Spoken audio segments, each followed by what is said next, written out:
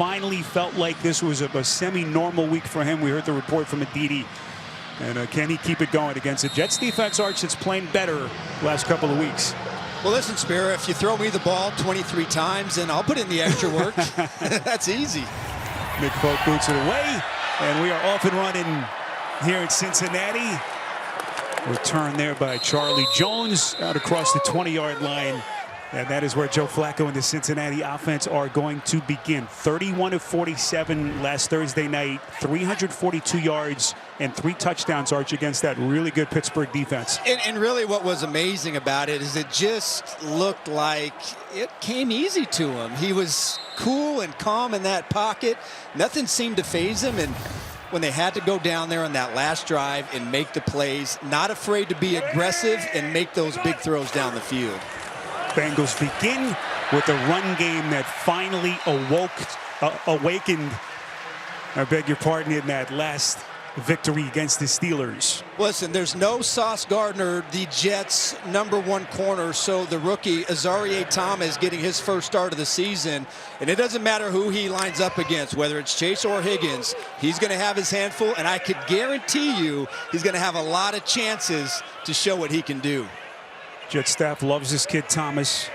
Physicality, but boy, is he under the microscope against these wide receivers for the Bengals. This will be a first down and more for Cincinnati. The tight end Tanner Hudson over the middle, a pickup of 9. And Flacco gets him an early first down. We mentioned the big hole in the middle of that back end of the defense for the Jets. That's the bad news. The good news, Arch, they get Quincy Williams back. And so he has been on the shelf since week 4. Yeah, and a defense, and really a run defense, it's played pretty well for the most part this season. They've let some quarterbacks get around and make some plays down the field running the football, but they've really played some good ball, especially in the last 2 weeks. Brown trying to find the edge. Good pursuit. Breaks the initial tackle. Will get him a couple of yards. Andre Cisco getting there for the Jets. You just saw Dylan Fairchild back in the lineup today. Missed the last 2 games with that knee injury. Was probably ready to play last Thursday night. Zach Taylor held him back as their offensive line gets a little bit closer to full strength. Well, and they've got two rookies at both guards. Fairchild at left guard and Jalen Rivers at right guard. And they're going up against the front that I think is going to give them a big challenge with Quinnen Williams and I think Jawan Briggs really playing some good football inside. 2nd and 8. Bengals playing from their own 42. Flacco near side of the field. And that thing falls incomplete to set him up with a 3rd and 8. Zach Taylor telling us this week that they got a little bit deeper in their playbook, trying to open things up gradually, not trying to overload Flacco. Obviously, everyone going crazy with how well he's played, but not trying to overwhelm him with the verbiage and the play calls. He's got a big encyclopedia of football knowledge to draw from. And again, when you have the receivers that you have, it makes things much easier to acclimate yourself to this offense. Jets bring some heat. Flacco, quick release. Not the slightest bit of hesitation. Finds his star, Jamar Chase, whom he targeted 23 times against the Steelers. First down, a pickup of 9. Yeah, this is designed to beat man-to-man coverage. He's going to line up inside in the slot, fake like he's going outside to get that natural little pick route, and the ball coming out on time. That one, what was impressive about what we saw on that Thursday night really was just the timing. How he got the ball to Chase, how he got the ball to Higgins in the quick game and also down the field. AFC's Offensive Player of the Week. Flacco play action, smooth delivery, completes. Noah Fant. And already Flacco spreading the wealth. They pick up 15 more and another Cincy first down. Well, listen, this is what you cannot do against Flacco. Look at the pocket. There's about 5 yards between Flacco and the line of scrimmage. And a quarterback like that, the #1 thing that jumps out is his tempo and his smoothness. If he could throw the ball on time, the Jets' passing defense has no chance. Back to the ground game. Brown sprinting through a gaping hole all the way down to the 12-yard line. We'll see where the officials mark the football. Malachi Moore may have saved a touchdown, and Chase Brown, who was Someone who really struggled in the first 5-6 weeks of the season suddenly looks reborn. Well, how about the left guard and the center play that really makes this block, but then Quincy Williams, he goes behind. He goes behind that block. He gets out of his gap. And there you go, Chase Brown, who, only 11 carries last week, but had runs of 27 and 37 yards. If he can get those big explosive plays, it's going to be impossible to stop the offense. Flacco again, clean pocket, trying to force that into a tight window to Chase. And it falls incomplete. Quincy Williams was there for the Jets. For an operation this thing has looked like over the last 2 weeks. And Zach Taylor not afraid to play aggressive style of football with Flacco. Samaje Perine gets his first touch, going to duck inside the 10-yard line for the Bengals. So a 22-yard run by Chase Brown to get them set up to where they are here, 3rd and 6. And Zach Taylor looks down at that play sheet for the Bengals. Well, to me, as I see it, Steve Wilkes, the defensive coordinator for the Jets, and of course Aaron Glenn, defensive-minded head coach for the Jets, their #1 task today is going to be how can we pressure, how can we disrupt, how can we get Joe Flacco to move off of his spot. So far in this game, they haven't been able to get close. Flacco takes a snapshot of the defense, 3rd and 6, over the middle, incomplete. Hudson was the intended target, and already, Archer, seeing the imprint and the influence on this defense of Quincy Williams, one of the really ascending defenders that we've seen in the league over the last couple of seasons for the Jets. Yeah, nice job, and you got to consider this a win.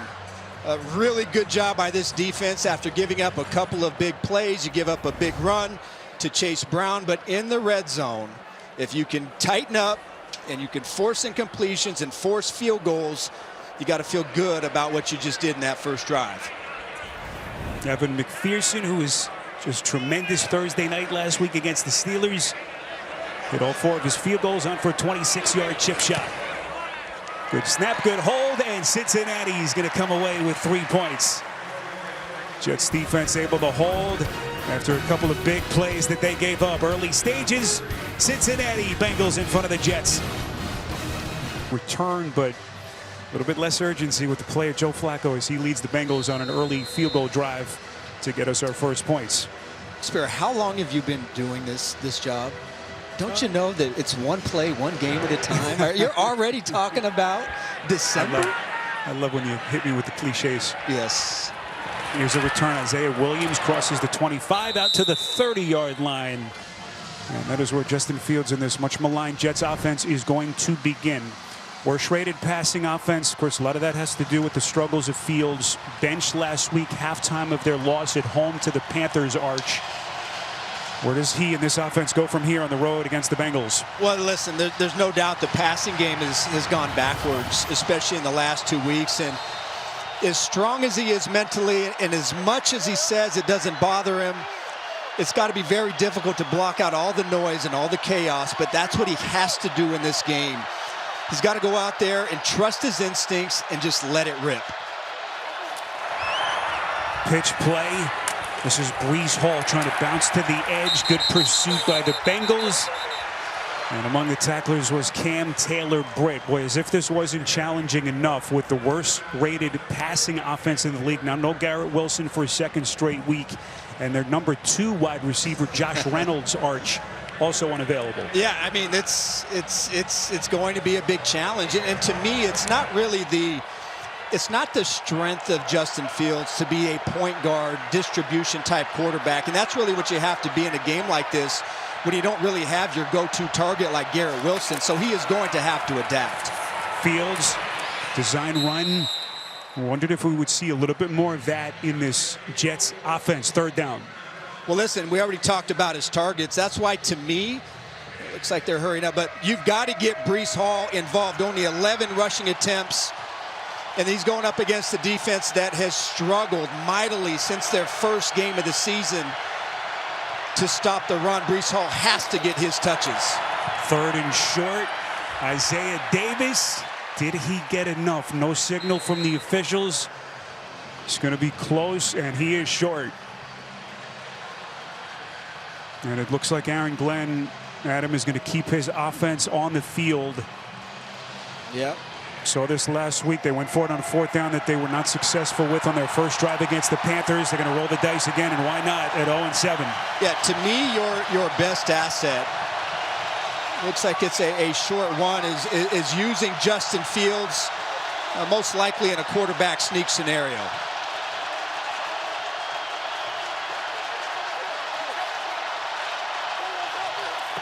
They snap it with one of the play clock. Hole buried. Barrett Carter, one of their rookie linebackers in the middle, was there. They lose 2. Boy, I tell you what, I mean, just excellent job by Carter. But there was a swarm, just a swarm of Cincinnati Bengal defenders there to make that play on fourth down.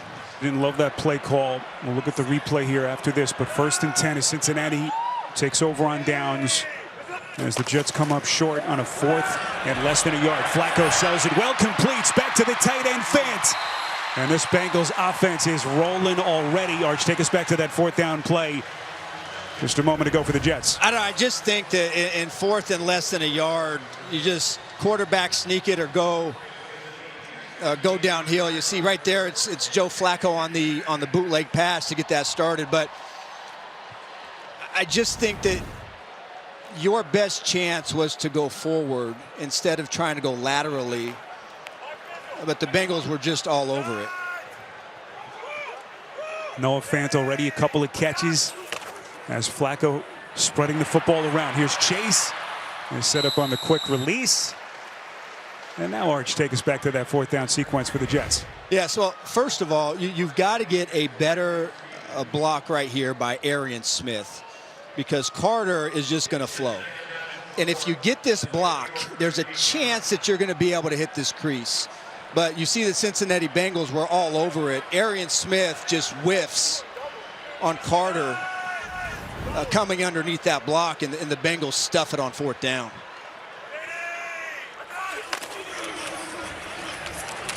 Handoff taken by Chase Brown. Looks like they're going to be 2, maybe 3 yards short. And Jets, Arch, everyone always talks about the coaches' lack of a play call in a sound spot. But right there, they scheme it up. You hit that block, maybe that's a different outcome. But obviously the furthest thing from Aaron Glenn's mind, hoping his defense can hold again. On the last 3rd down, the Jets chose to double Jamar Chase in the red zone. Looks like right here they're going to single him up. And if he is single, would not be surprised to see Flacco go right at Jamar Chase. Here's P. Ryan, 1st down and more. Spins his way. Let's see where they mark him. Looks like they're going to mark him just shy of the end zone. Powerful running from P. Ryan. 1st and goal, Cincinnati. They're going to mark him down about 6 inches shy of the end zone. Well, to me, that was all Joe Flacco. He saw the defense. You notice he checked to that play. The Jets were misaligned, and he called the perfect play for P. Ryan to get downhill. Flacco on the keeper. Flacco, touchdown. Boy, this Jets defense already playing on its heels. Flacco and company taking advantage of the short field. And Joe Flacco with the 17th rushing touchdown of his 18-year career. Yeah, nothing wrong with a quarterback sneak behind your 40-year-old, 6'6", 245-pound dad quarterback for your first touchdown of the game. McPherson comes on for the point after. And Cincinnati going to try to push this thing to a 10-0 lead. Good snap, good hold. And McPherson right down the middle. So Aaron Glenn, the decision to go for it on a 4th and short. Breece Hall stuffed. And then Flacco and the Cincinnati offense making quick work of the Jets. 10-0 Bengals on CBS.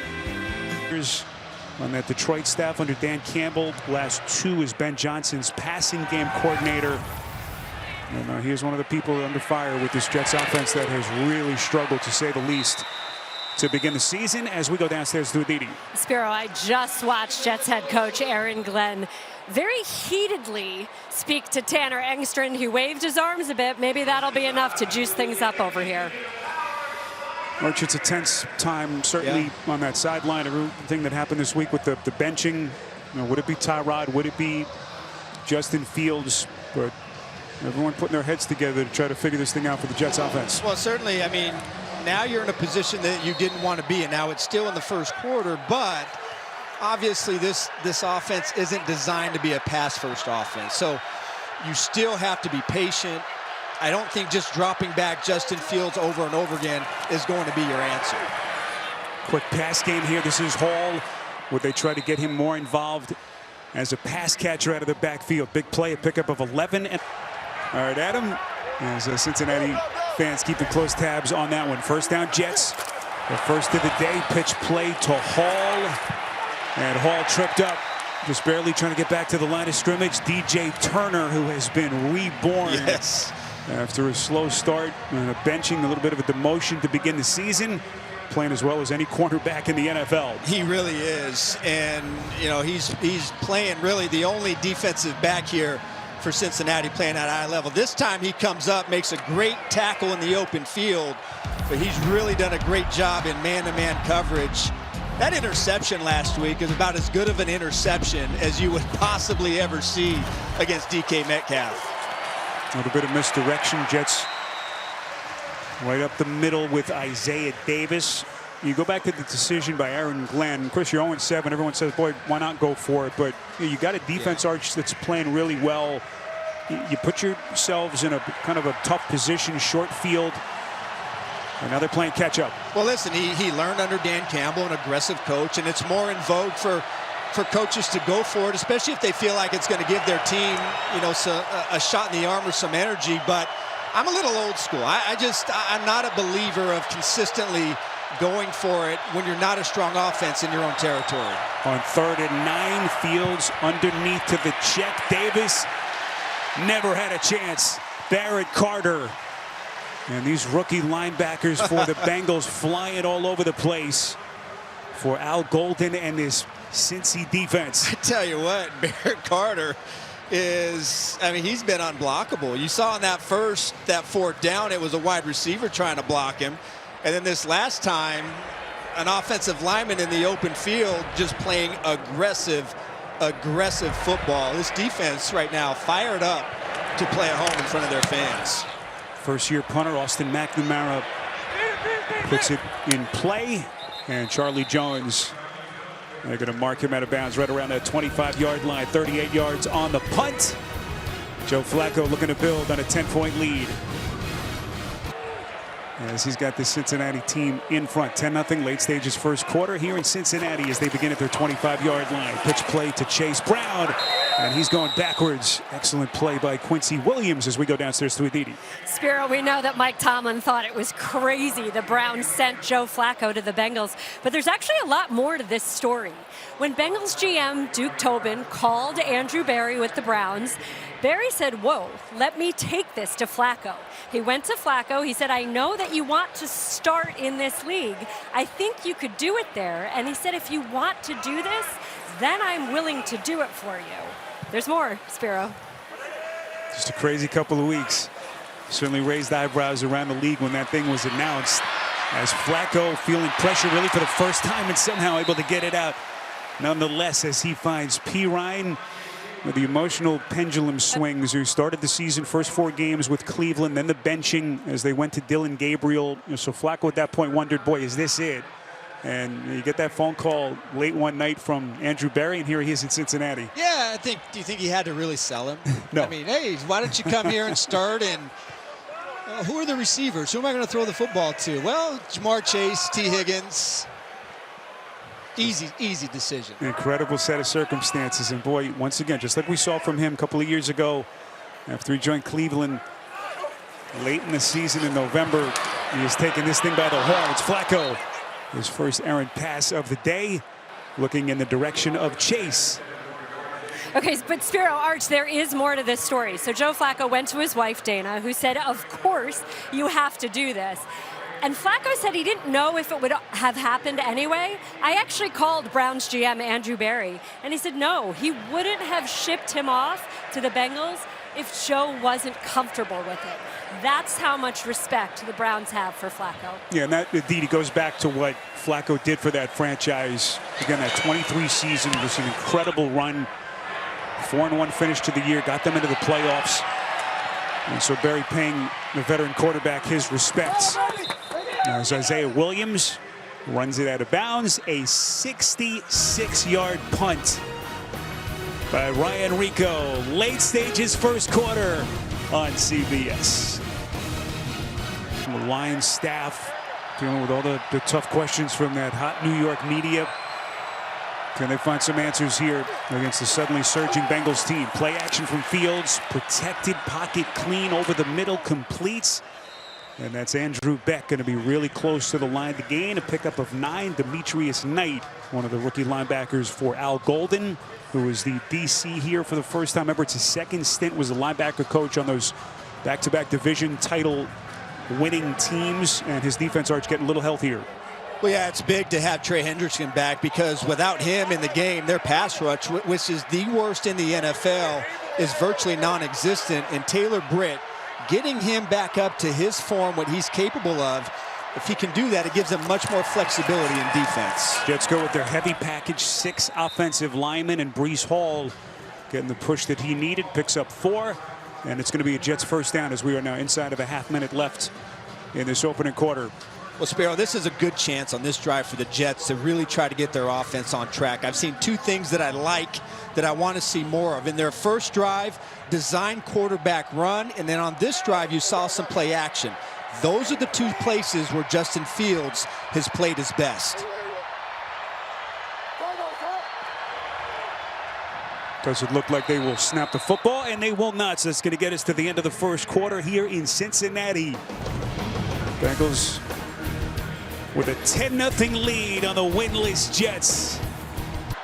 But they've got their first kind of positive thing working on this possession as they play outside the 35. Little misdirection. This is Williams getting a chance at a touch into the open field inside Cincinnati territory. They pick up 25 to get the Jets in business. Well, this is just really a nice play call here, just using the speed to get around the edge and get to the perimeter. And that's just, listen, that's a mismatch. That's I understand that Demetrius Knight, he's a pretty good athlete, but that's just speed and one of the rare positive plays. Isaiah Williams, who had just 1 offensive snap all season before today, getting his first chance to put his imprint on this Jets offense. Here's Hall out of the backfield, and Hall's going to duck his way down to the 35. You know, we sat with Breece Hall yesterday at the Jets Hotel, Arch, and it's not in his personality to demand the football, but you get the sense that he's growing impatient and feels like he should be more involved. Yeah, but I liked his disposition. There is no question that he is supremely confident in his skill set, supremely confident in his value to this football team, or any team for that matter. And so, yes, he's not going to be, you know, a pain in the you-know-what, but he does understand that, especially without Garrett Wilson in this offense, he's their best player, and he has to be featured today in this game. Certainly has been the featured player so far as he gets down close to the 30. Aditi. Spiro, Arch says that he's confident he can be good for any team. Well, Breece Hall's name has been all around trade rumors the last few weeks.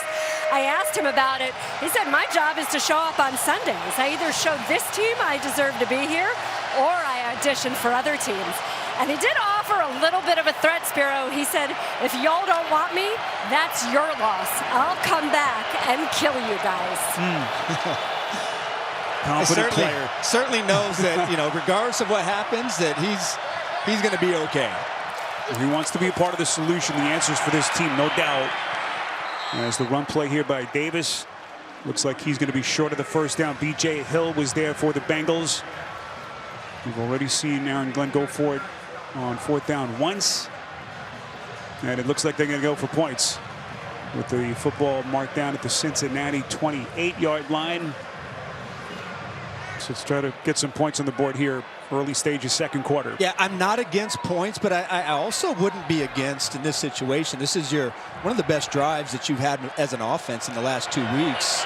You know, it's fourth in a short one. I wouldn't be opposed to going for it in this situation as well. Nick Folk, 24 consecutive field goals, and that streak continues as he puts it in from 46 yards out. Jets get their first points. 7-point Cincy lead on CBS. Member of this Jets organization, even in retirement, he actually lived with his family just down the street from their facility in New Jersey. All of our thoughts and love and prayers go out to his wife and his young children. Hard to believe Nick Mangold is gone. And somehow try to get back to football here with Charlie Jones tripping up across the 30-yard line. And a good starting field position for the Bengals, a 27-yard return. But he had some kind of career. Again, one of the centerpiece players. Just think back, really the last heyday for this Jets franchise. Rex Ryan, those great teams, and Mangold Arch was right in the thick of it. Huge locker room presence with everything he brought to the table. Pro Football Hall of Fame nominee back in September for the first time. And again, we're thinking about his family on this Sunday afternoon from Cincinnati, where conversely he grew up only about 45 minutes away in Centerville, Ohio. Still strong ties to this state as Jamar Chase makes the catch, a pickup of 17 to get the Bengals a first down.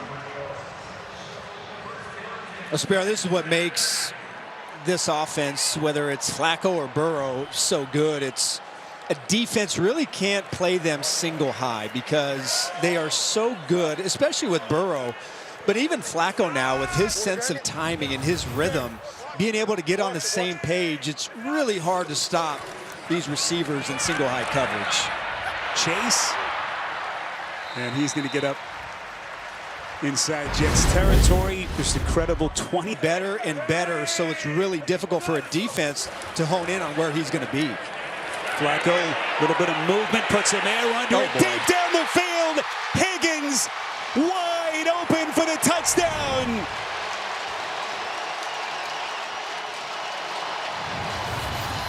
Joe Flacco with a 44-yard home run pass.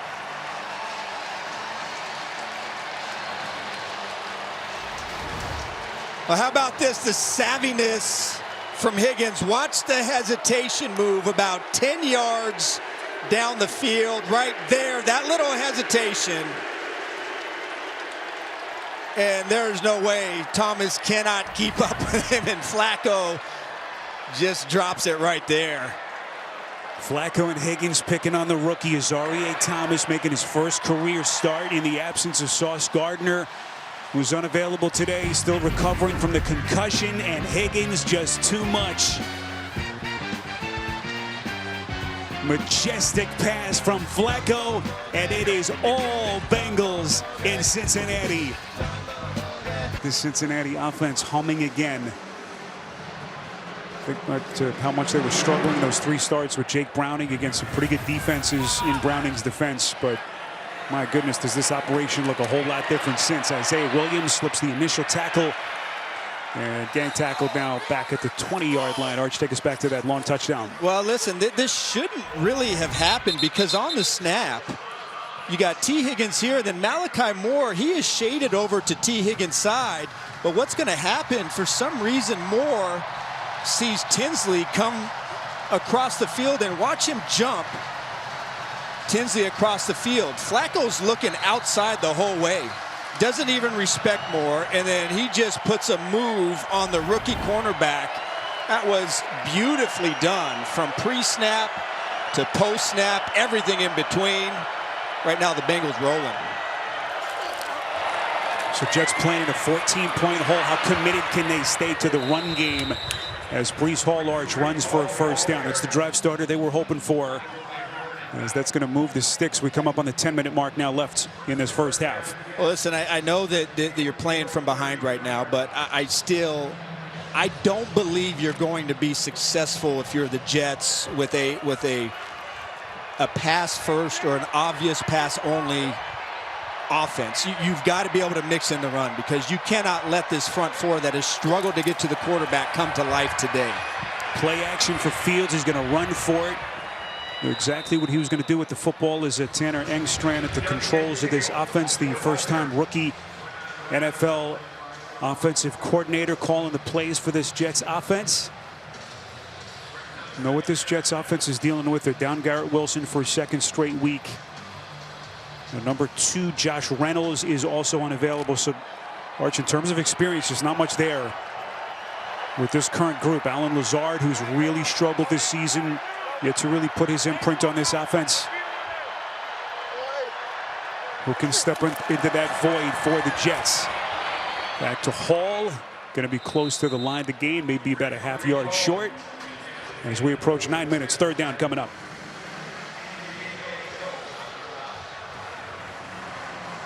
Well, Spare, here you go. This short yardage. You know, if you're the Jets, this is one area right now, if you're Tanner Engstrand, that you've got to figure out. To me, it's one of the big differences in this game. It's your inability to convert in third and fourth and short yardage situations. Now, I still believe your best asset is being able to use Justin Fields. I don't believe they've used him enough in this situation, but certainly he has got to be a factor in your run game in critical situations. It is indeed the keeper with Fields. They get the push, and the Jets are going to have the first down as we get the official signal and a fresh set of downs for the Jets. Well, you can always count on Sundays with the NFL on CBS and streaming on Paramount Plus. A Jets offense that began the day having not scored a touchdown in either of their last 2 games, fewest passing yards per game through the first 7 games of the season for this franchise going back to 1979. How quickly can they put all that behind them? Play action from Fields, puts a laser beam on it, middle of the field, gets it to Tyler Johnson, and Johnson still not done. Going to get inside the Cincinnati 25. And boy, how desperately did the Jets need that play. They pick up 34. Yeah, absolutely. And this is, again, when I think of Justin Fields, and anytime he's been successful, it's really been off of the play action pass. In Pittsburgh last year, he went play action over 30% of the time. He's been under 20% in this offense with the New York Jets. And in the last 2 games, virtually 0 play action passing. So to me, you are doing what Justin Fields do well. Keep continuing to play action. That's why this run game is so important. Isaiah Davis giving Breece Hall a breather. Everyone was guessing in New York. Who would it be? Would it be Tyrod Taylor after he came on in relief the second half last week against the Panthers? Aaron Glenn said they split reps throughout the week, and eventually we found out with Taylor on the injury report with that knee injury, it would indeed be Fields. And now Fields in this offense playing 14 points down as we play second quarter. But the best thing right now that I think the Jets have going for them is that the Bengals have put in virtually 0 pressure on Justin Fields. And by far in the last 3 weeks, this is the best that we've seen Fields operate. Fields, little misdirection. Fake handoff, running out of bounds. See where the officials mark the football here as the Jets going to be faced with a third down as Fields picks up only 2. And it will be 3rd and 3 officially for New York. But even though it's only 2 yards, just the threat, if I'm a defensive player and I'm looking at and I'm playing against Fields, I ask myself, what is the #1 thing where he can hurt me? And that's running the football, using his legs. Some of his most dangerous and biggest plays when he played for the Bears came on 3rd down in scramble situations. So Hendrickson on the sideline. He's only played 13 defensive snaps till this point, as Breece Hall is going to be well short of the first down. Jordan Battle among the tacklers. And another 4th down decision coming up here for Aaron Glenn. Archie went for the points last time, but they just haven't had many red zone opportunities. He's going to keep his offense on the field. I think if you're Aaron Glenn right now, I think you understand with especially the way the Bengals offense is playing and how red hot they are, that I don't know if you can afford to come out of this drive with less than 7 points. Now, no Trey Hendrickson, so the Bengals could be vulnerable on the edge of this defense. Alert sprint out pass here to Fields right. Fields does indeed look right, goes towards the end zone. It is caught. Johnson for the Jets touchdown. Justin Fields trying to breathe life into this Jets offensive operation that has been dormant. 15 yards. I tell you what, this is really a great throw by Justin Fields with pressure in his face coming to the right. Just excellent job sitting in the pocket and then laying beautiful touch. Johnson getting the outside leverage on Dax Hill. And boy, was that needed for Aaron Glenn's Jets. Archer was their rookie right tackle, Armand Membu. Young man they took with the 7th overall pick in the draft. Holding steady, giving Fields the time he needed.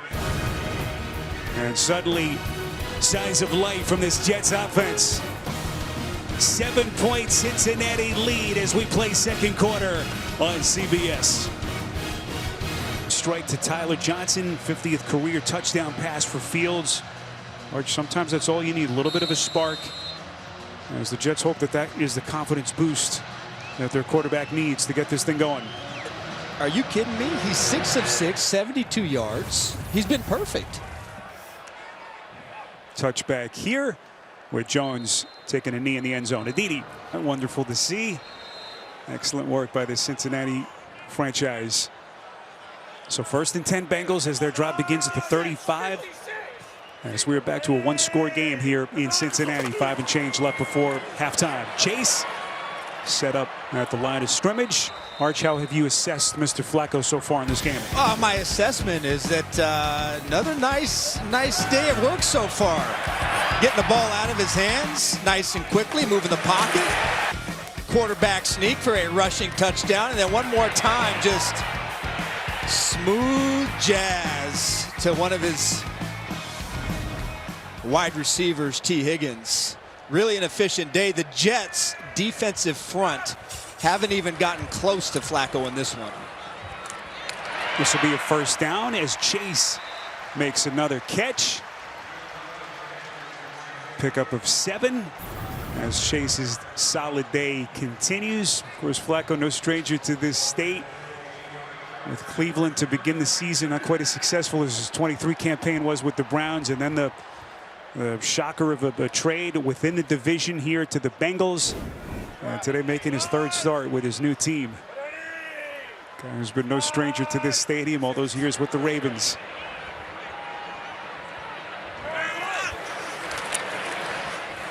Boy, Brown looked like they were thinking about a flea flicker. Not sure if that was a broken play. And look at Brown. Unbelievable. Somehow is able to get to the line to gain on a first down run for the Bengals. You know, it's hard to tell. Was it a fake? I think this was a real flea flicker. I think Chase Brown saw that Flacco had somebody coming from his blind side. I think Chase Brown aborted that play, made a heads-up play, because they were screaming downfield for a pass. And if that's the case, that is about as heads-up as it gets, and he gets a big run out of it. Boy, it looked like he may have bobbled the football right on that fake. So just a crazy sequence. There's a marker thrown. Chase Brown out of the backfield. Missed tackle in the play. Able to spring him free. Holding. Offense number 63. That's a 10-yard penalty. First down. First flag as the rookie Dylan Fairchild is whistled for. My son does have James Cook on our fan. Yes, he does. Congratulations, the Hawk. Yes. How'd you know it was Hawk? Well, I know he's the fantasy guy in the household. You pay attention. Jamar Chase, top of your screen. As Flacco goes over the middle. Boy, the shiftiness of Chase Brown is playing with a pep in his step. Again, all the struggles the first 6 weeks, all the frustration, Arch. This was really supposed to be a breakout season after he stepped forward last year. But all the struggles in the running game, Flacco's arrival has changed all of that. I tell you what, he's got a little bit more than a pep in his step. He's been incredible. 11 for 108 last week against the Steelers, and in this game he's been sensational. I mean, that aborted flea flicker to me was outstanding. But he's got 6 carries for 39 yards, already averaging 6.5 a carry. Flacco, that little fake. And P-Ryan's going to get inside the Jet 40. That should take us to the 2-minute warning. Joe Flacco, by the way, has hit 6 straight completions. As we have an injured Cincinnati Bengal. Looks like one of their offensive linemen. Did mention in some of the injuries that they've had to contend with their offensive front. As the athletic trainers onto the field, I believe that's Dylan Fairchild, their rookie left guard, who today is back in the lineup. Remember, he missed the last 2 games with a knee injury, and it looks like Fairchild's in some pain. 3rd-round pick out of Georgia, 2-time national champion as a collegian. And it looks like Fairchild is going to come off the field, and Lucas Patrick, who actually was one of their opening day starters at guard, had to put him on IR with a calf injury, and he's going to make his first appearance since week 1. That'll get us to the 2-minute warning, so it'll give Patrick a chance to catch himself here as he readies himself. 3rd and 7 for the Bengals coming up on the other side. 17-10 Bengals, but the Jets showing a heartbeat. Late stages first half on CBS. Matt Ryan and Coach Cowher get you caught up around the league. All the latest scores and highlights, all to come on the Verizon halftime report. Big 3rd down here. Jets have all 3 timeouts. Flacco delivers over the middle, and it is caught by Chase in traffic. Boy, the concentration. Cisco was there. Let's see where the officials marked the football here. Line to gain was right around the 31.5-yard line.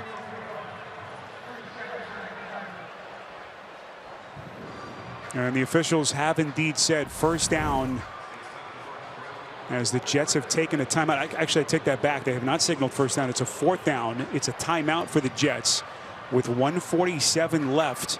Football arches down at the 32, so it would be about a 50-yard field goal here from McPherson.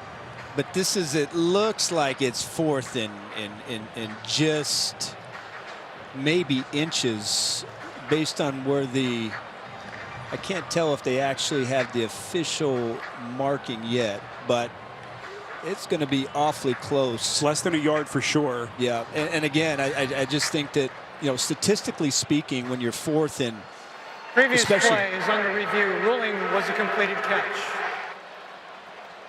Yeah, so the officials are going to look at the spot inside of 2 minutes here. So it's an official review triggered by upstairs. See where the line to gain is, right between the 31 and the 32-yard line.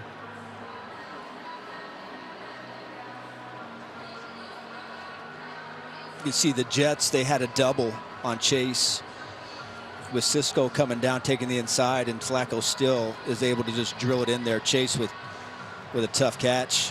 A big little sequence for the Jets. If they can hold them to a potential field goal attempt here, had a chance with plenty of clock and 2 timeouts remaining.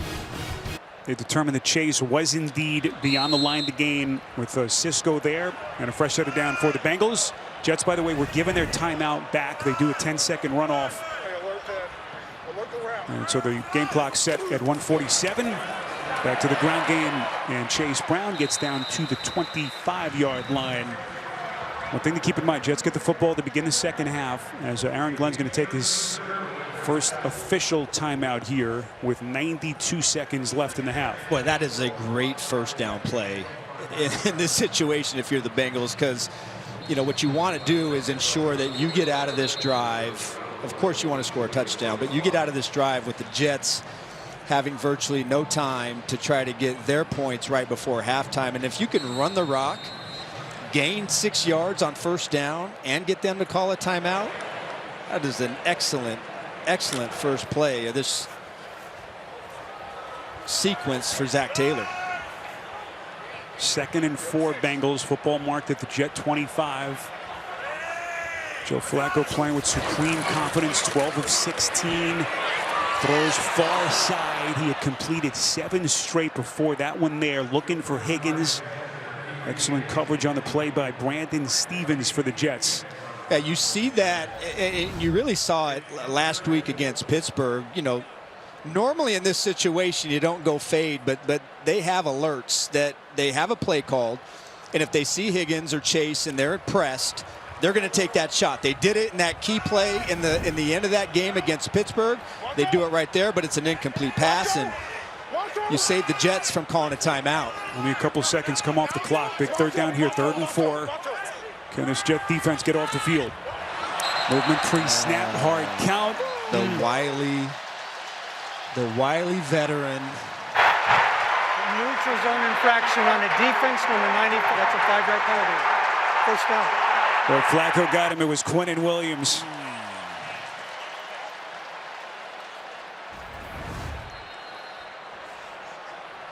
First Jet penalty, and it could not have come at a worse time. Is going to give the Bengals a first down. Yep. And that virtually stops you from getting a chance here to get the ball back with any chance of getting points before half. Flacco feels the pocket money, gets it out in front of him to Chase, dances his way back to the line of scrimmage. Jarvis Brownlee, one of the additions traded early part of the season from Tennessee. And we're down to 1:22 left. Jets again, 2 timeouts. Spiro, if you want to pick nits, sometimes I like to do that. You know, technically you want Chase to stay in bounds here because, again, you keep the Jets from calling a timeout. And right now, time is not an issue for you if you're the Bengals. You want to score, but again, you just leave opportunity on the table for the Jets to get something if they get the ball back. Jets rush 4. Boy, Flacco threads the needle. Brown busts his way in for the touchdown.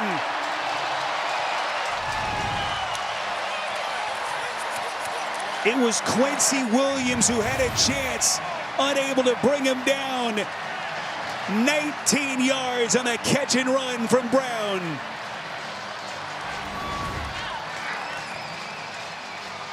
Officials confirming that Brown did indeed get in. Certainly look good from that vantage point. They have confirmed it upstairs. And Cincinnati, what a turn of events. Just as though the Jets were hoping to get off the field potentially with their defense. Tough penalty against Quinnen Williams. And Chase Brown, who has been on a heater of late. And the point after extends this thing back to a 2-touchdown lead. $1:15 left. First half in Cincy, back in 30 seconds after this from Progressive Insurance. Again, just think of where this Cincinnati team was with their fan base 3 weeks into the season. The devastation of losing Joe Burrow. 3 straight losses. A Monday nighter where they got smacked around. Then the Flacco trade, and here they are. They begin the day, by the way, in the 9 slot in the AFC standings, just amazingly, as their turnaround season continues. Arch, take us back to that Chase Brown touchdown. Well, really, it starts to me with what are you going to do with Jamar Chase? This double virtually tells you that Brown, there's going to be nobody in the middle of the field. When you use one of your defenders to double, now the middle of the field is wide open. Williams has to protect the inside. You see Chase Brown and Joe Flacco, they read it, and then Brown, he just does the rest. I mean, he, like Ellie Goulding, he's got the fire right now, and it doesn't matter. Chase, Higgins, Brown, this offense has come to life in the last 2 weeks. I didn't take you for an Ellie Goulding. Oh, big time. Guy. Yeah. So here's Fields. Can they do something here with 2 timeouts, incompletion on the first down, looking for Mason Taylor? Now you got to deal with Cincinnati. Arch. They've got all 3 of their timeouts. So obviously looms large for Aaron Glenn. Everything he's thinking about on that Jets sideline. That, by the way, was Justin Fields' first incompletion of the day. He's been playing well. And look, when you look at the Jets, the way they've operated their 2-minute drill in games past is almost, if they've tried to protect their offense, they have been ultra conservative in this portion of the game. Bengals coming, Fields incomplete. Had to make a quick decision, looking in the direction of Tyler Johnson, who had the touchdown earlier. And it was Geno Stone on the coverage for Cincinnati. But really right now, because you went 2 incomplete passes and you haven't burned any time off the clock, right now on 3rd and 10, you are in great danger right now of giving Flacco and this offense the ball with 3 timeouts with excellent chance of getting another at least 3 points right before half.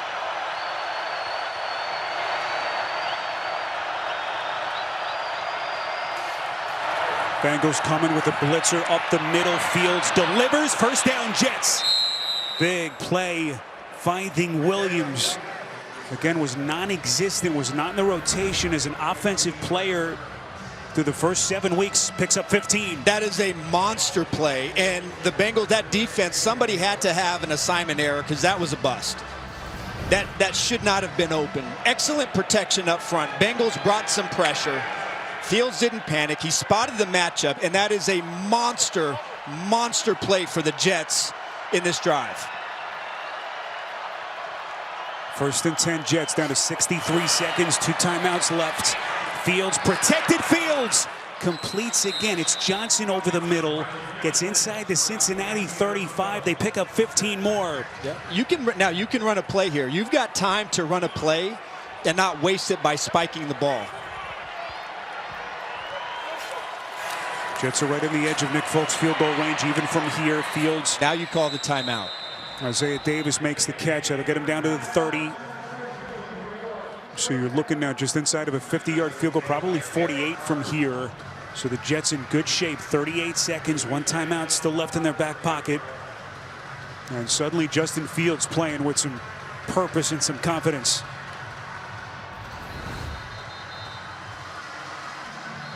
See, Hendrickson is back on the field. He's been in and out in spots. You know, he had the hip injury and they suffered in that Green Bay game, but you can see that clearly doesn't feel like himself. But quite honestly, Spiro, I'm impressed with how Justin Fields has responded. I think this is the best I've seen him play this season.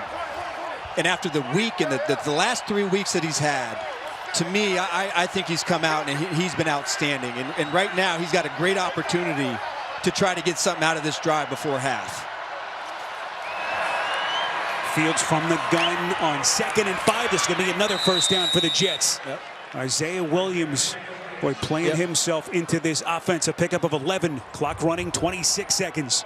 Fields will get them to the line of scrimmage. They'll spike it, stop the clock, 24 seconds. So they still have that timeout left. Yeah, once you get inside about 18 seconds or so, then you run the risk of, can I get, and you don't have a timeout. If they would have burned their timeout, then you run the risk of, can we get our scramble field goal out there with enough time if for some reason we take a sack or we catch the ball inbounds without being able to stop the clock. But they keep the timeout in their back pocket, so now they still can throw the ball anywhere on the field and still have a chance to set up for field goal. On 2nd down, Fields, everyone covered, going to run for it out of bounds. Will pick up 3, maybe 4. So that'll stop the clock. There's a penalty flag thrown. Clock stopped at 18 seconds. Flag is down at around the 5-yard line. It's going to be a today, hold. Scott Novak. While the quarterback was in the pocket, legal contact on the defense number 29. That 5-yard penalty will be added at the end of the run. First down. That's Cam Taylor-Britt, who is back in a starting role today after he was a healthy scratch last week. And that's going to help the Jets even more. Yeah, that's big time. You see him right there. He loses his leverage and then grabs around the neck. And, I mean, how big could this be for the Jets to be able to get this ball and go all the way down the field after a big 3rd down throw with pressure from Justin Fields? Now here. Boy, this would be huge for the Jets before half to be able to punch this in. Remember, they get the ball to begin the 2nd half as well. First down, Fields under Comm, and he delivers. That's going to be a catch. Mason Taylor, the rookie, brought down immediately after the catch. Aaron Glenn will take his final timeout here, down to 12 seconds left. Yeah, that was one heck of a catch. Under duress, tight window, survives the ground. Well done by the rookie. Yeah, really both team, but Bengals absolutely no pressure. Now, Arch, now you got to be careful. No timeouts with 12 seconds here for Justin Fields. Yeah, can't take a sack, and really, you have one. You maybe, depending on how long it takes, you could get 2 more plays here in this last 12 seconds. But be careful, do not throw over the middle. Fields certainly looking towards the sideline or the end zone. That is a little bit high. Looking for Lazard. Incomplete. Taylor-Britt on the coverage. 3rd and 5. And we're down to 8 seconds. You got a quick one to the sideline right here, but you cannot see Trey Hendrickson, and you can tell, you know, he just doesn't have it. Boy, he took a shot. He took a shot right there. Meantime, football down at the 7. 3rd and 5 as Fields takes a snapshot of that Cincinnati defense. Quick one towards the sideline. If it's not there, you just got to throw it away. It has to be a clear throw. Fields towards the end zone, incomplete. Once again looking for Taylor. So the Bengals defense holds, and now Aaron Glenn's going to set out his field goal unit with Nick Folk. Yeah, that's twice they've gone here at the same route, and really the Bengals are all over it. You know, they only get 3 points, but to me that's a good drive. Especially they have not been good in 2-minute situations this season. It's been one of the worst things that they've done, but that there, it gives you some promise that the offense is starting to turn the corner. 25-yard chip shot. Nick Folk, who has been money in the bank, has not missed one from inside of 40 since 2017, and that streak continues. So Justin Fields, again, everything he's had to contend with. No Garrett Wilson today, no Josh Reynolds. 11 of 16, 123 yards, a touchdown, as he orchestrates an 11-play drive to close out that first half that leads to a field goal.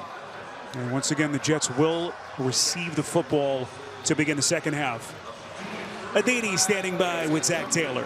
Wilson, without Josh Reynolds, with all the noise, everything that's gone on in the last 2 weeks, especially this last week, I really thought he's come out and the offense has played much better than expected.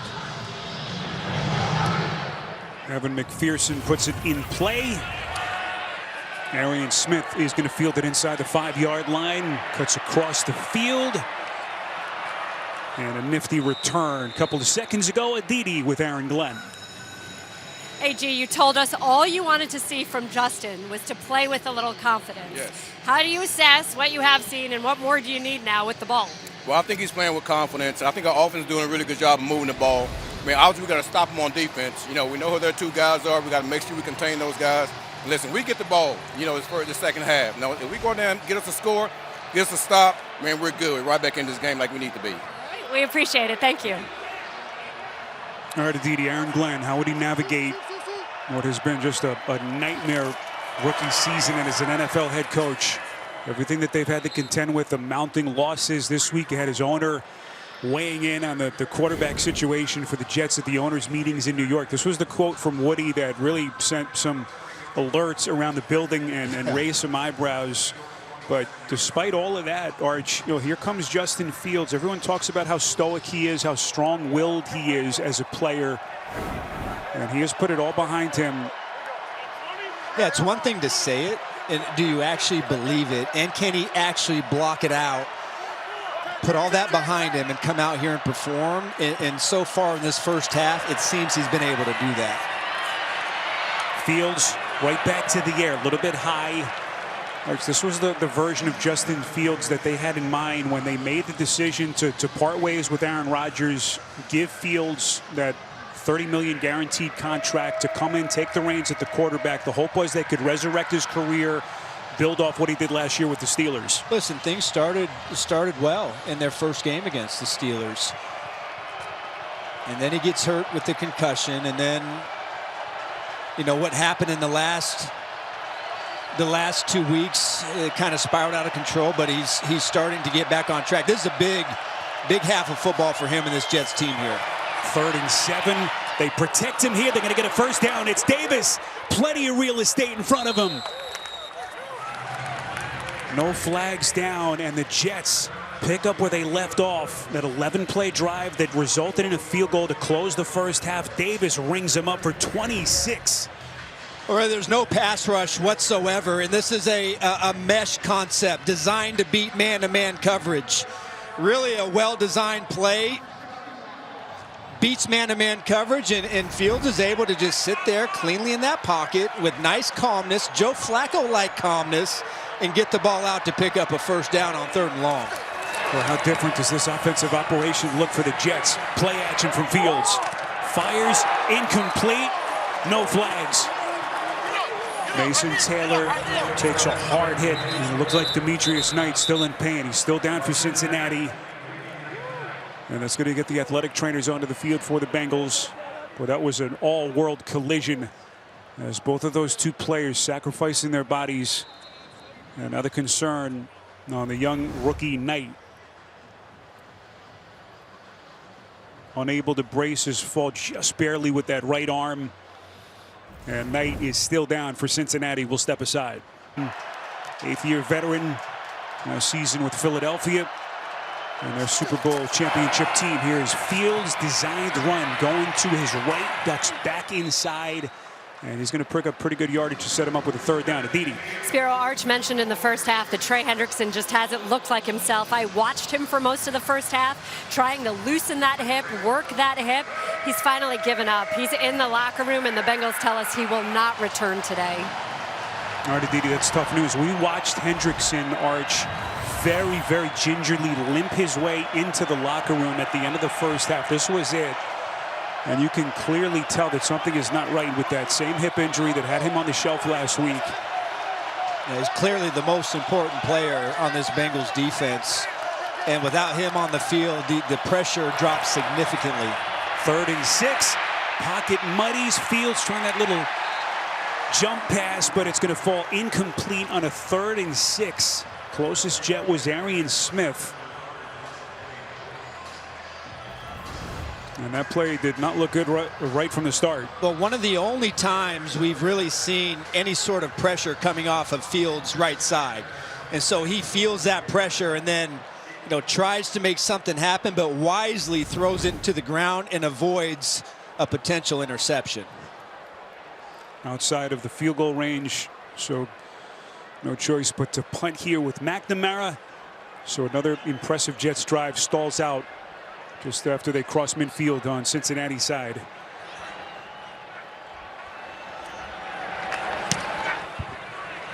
McNamara trying to keep this thing out of the end zone. Unsuccessful. Arian Smith getting down quickly for the Jets. Touchback for Cincinnati. He'll get it back to Joe Flacco when we continue. Bengals by 11. 3rd quarter CBS. National Historic Landmark, one of the great sights in this fantastic city. 11-point Bengals lead as they take over possession from their own 20. Joe Flacco, here's the pocket, start to collapse on him. And the completion over the middle to Chase Brown. What a crazy ride it has been here in Cincinnati for Zach Taylor. I had a chance to visit with him at their facility on Friday. And you think of them going into the season, Arch, high expectations. He loses his franchise quarterback 2nd week of the year. And then you think, boy, it's a rudderless kind of year. In comes Joe Flacco. He said he's really had to learn how to keep his emotions in check. Something that he's really focused on the last couple of years. And it's been good. It's been fantastic. Back-to-back division championships. Run to the Super Bowl. And now 2nd leg this season with this current group. Jamar Chase right back to the line of scrimmage. And of course he's been there. You think about what Aaron Glenn is going through with this Jets side. You think back to Zach's first year here, Arch. They lost their first 11 games before they finally broke through. It's something that Aaron Glenn is hoping for this Jets team as well. Well, just think about it, because if you're Zach Taylor, and listen, they had a chance to get a generational type quarterback in Joe Burrow, and so you think, oh my goodness, we're set up for the next how many years, but because of the injuries to Burrow and being up and down, he's had to manage a lot of highs and a lot of lows, which you typically don't see when you got a quarterback like Burrow. Little sidearm flick with Flacco there as the Jets were giving chase. And again, this Jets defense, Arch, last couple of weeks after some early season struggles, some of the missing pieces that they've had, trying to keep this thing within striking distance as they get off the field, force a 3 and out. Well, I think this was an important drive for the Jets defense, because let's face it, in the first half you gave up 24 points and you really didn't have an answer. You lost almost all of your one-on-one matchups against this offense. And to be able to come out here after halftime, get a 3 and out, give the ball back to your offense, to me, that is a really good start for this defense. Punt from Rico, fielded by Williams. There's a flag thrown right around the 35 of the Jets. We'll check the marker here from Scott Novak. 53-yard punt from Rico, 12 on the return from Williams. It'll be holding on the Jets return team, During the the right kick. gunner. Holding. Receiving team number 37. It'll be a 10-yard penalty from the end of the kick. First down. Timeout. Quantez Stigger's special teams penalty, and that's going to mark the Jets back. When we come back, Justin Fields and company down 11 on CBS. Again, Thursday's treat is the spooktacular new Ghosts Halloween special, 8:30, 7:30 Central, CBS this Thursday, and streaming on Paramount Plus. Halloween just around the corner. Now we got a beautiful day here in the Queen City. Temperatures right around the 60-degree mark. 11-point Jets deficit as their offense, headlined by Justin Fields, back on at their own 14, where the flag pinned them back inside the 15, and they may be going back even further. False start. Offense number 85. That's a 5-yard penalty. First down. Were just two killer penalties, Arch. What's been different? Why the success so far for Fields in this game? Well, I think it starts with protection. He's had a very clean pocket, but he's really excelled today in the intermediate passing game. And to me, this is about as decisive as we've seen him. You know, the last couple games, a lot of indecision, a lot of second guessing himself. But in the first half, for the most part, he's thrown the ball on time and on target. Back to the ground game, boy. If they can balance it out with Breece Hall, that'll help them even more. As Hall picks up 8, they get some of that penalty yardage back for the Jets as they cross the 15-yard line. Yeah, I would have thought that at least early in this game, that in the run game, Breece Hall would have had a little bit more success. Now he's ran the ball 10 times for 32 yards. That's only a 3.2 average, and this defense has had a hard time giving up some explosive runs in the run game.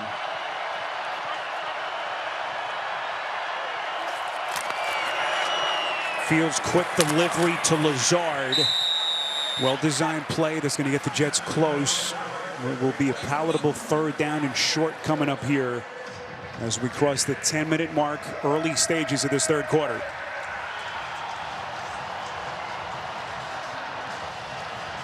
Tanner Engstrand looking down at that play sheet. What can he dial up here for Fields and company? Again, if you've just hopped on with us, no Garrett Wilson for a second straight week. The star of this Jets offense. Still not ready to come back from that knee injury. 3rd and 2. Fields looking for the line to gain, and he's got it. First down, Jets. Archer, we wondered if we would see maybe a little bit more in the way of design runs in this game. We've seen a couple, and they find success again. Hey, you go back to where Justin Fields has been successful. You know, his first game of the year. Had 10 design runs in that game. Since that time, they've had 12 design quarterback runs total. And so again, you're trying to give a defense something that they have to think about. Without Garrett Wilson, without Josh Reynolds, what are the next best weapons on the field? And that's the legs of Justin Fields. This is Davis. Davis slips a tackle. Big chunk play. Davis on a full sprint. Showing the wheels for the Jets. Finally, it was Battle who saves a touchdown. A 50-yard sprint from Davis. Man, this is just one-on-one football right here. That's all it is. One-on-one. Who's going to win? Linebacker against running back. Missed tackle, and that's what has plagued the Cincinnati defense. I just talked about how Breece Hall hasn't been effective, even though this defense have given up explosive runs this season. And we weren't thinking of Davis. I was thinking more of Breece Hall, but that run could not have come at a better time. Here's Breece Hall. He bounces to the outside.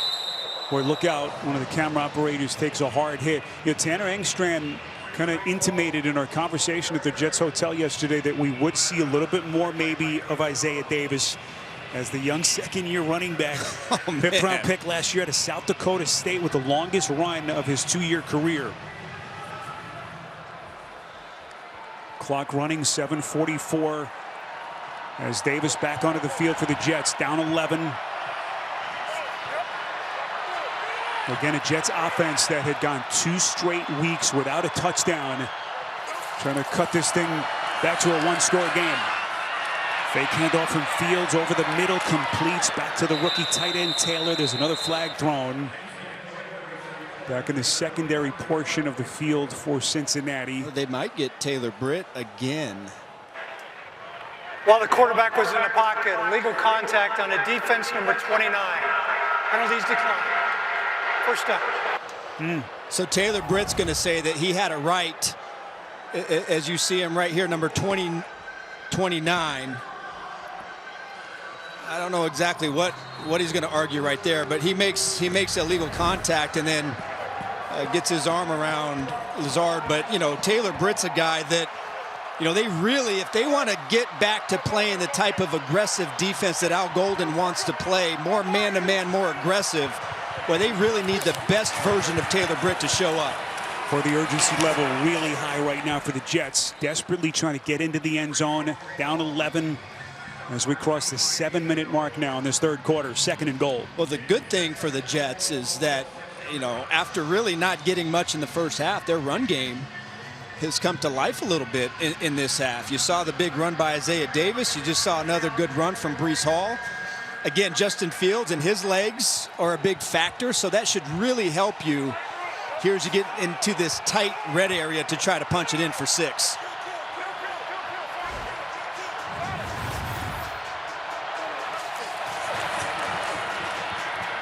Fake handoff, Fields throws it out the back of the end zone. And it will be 3rd and goal coming up for New York. Well, that's just good discipline on the edge from the Bengals. You know, just, you know, trying to get Justin Fields with a chance to run a naked bootleg, and there's just nowhere to go. He has to throw that football away. You know, last time on their touchdown that they scored in the first half on 3rd down in the red zone, Al Golden, the defensive coordinator for the Bengals, he went all out, 0 pressure, all out blitz, and Justin Fields was able to spot it, get it out, and make a perfect throw. Looks like this could be another pressure situation. Jets need a play from Fields. Free blitzer. Fields gets it out. Wobbly pass, and it's incomplete. He didn't see it. Fields never quite felt the pressure, and it was Cam Taylor-Britt trying to atone for that last penalty. Coming with some serious heat for the Bengals. Yep, right here, this is an all-out blitz, and Fields doesn't see it, but they don't show it. They do it at the snap. He doesn't see it, and Taylor-Britt is able to get home. Good play call by Al Golden and executed by his defense. Al Golden, you know, a lot of rookies, a lot of youth with this defense as we want to be a little bit more aggressive, but trying to pick our spots with some of the youth that they have. And they could not have timed that blitz more perfectly. Falk, and he's going to bring the Jets a little bit closer. We'll get this thing down to a 1-score game. 24-16 with 6 and change left to play in this third quarter from Cincinnati on CBS. Couple of frustrating ends to a couple of long drives, but they come away with points. Yeah, red zone, that's really the difference so far in this game. Bengals will take a touchback, and out comes Joe Flacco in their offense. Adam Marcelletta, Didi Kinkabwala, our producer Jason Ross, Mark Grant, our director, rest of our terrific CBS crew. Happy to have you with us. As Jace Brown is buried, going to lose a couple. Harrison Phillips leading the charge for the Jets. Let's get another NFL Today update on a busy Sunday with Adam Shine. Spiro, Arch, how about this? Tua Tagovailoa to Jalen Waddle, 43 yards. That's Tua's 3rd touchdown pass today after 3 picks last week. Sports, sporty sports, sports. Back to you. Man, what a difference a week makes. We had the Dolphins last week in Cleveland. Arch, they looked dead in the water. I think it's you. Is it me? Flacco goes through his progressions. Everyone covered. Finally gets it out. Late release looking for Chase, and it is incomplete. It was fascinating to talk to Flacco, who, of course, has always been Joe Cool, but about simplifying things. Yes. With a new playbook again and all the newness over the last couple of weeks. Well, I think to me that's one of his superpowers and really what's made him successful in this role later on in his career is his ability to to take the complex, because coaches and players, they like to complicate things, overcomplicate things, and be able to break it down to its lowest common denominator so he can go out there and process fast. Boise done it quickly. Flacco, they give chase. Look at the old guy. First down, Bengals. Showing the wheels. Boy, it was Michael Clemens who had him wrapped up. Somehow, Flacco with a little wiggle.